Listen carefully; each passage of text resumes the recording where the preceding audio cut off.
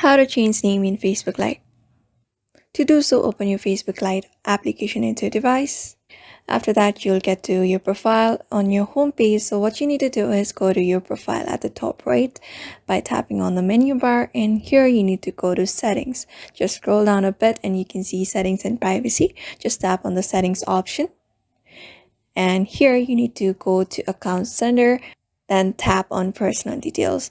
After tapping on personal details, just tap on profiles option, and here tap on your Facebook profile. After that, you can see two options here, name and username. Just tap on name since we are changing our name. And here what you need to do is just tap on first name, middle name, surname. If you want to change your first name, tap on first name and delete it and enter a new name. Same goes for surname as well. And if you want to enter a middle name, just enter your middle name. After that, tap on review change, and for confirmation you need to re-enter your password, and then you will be done.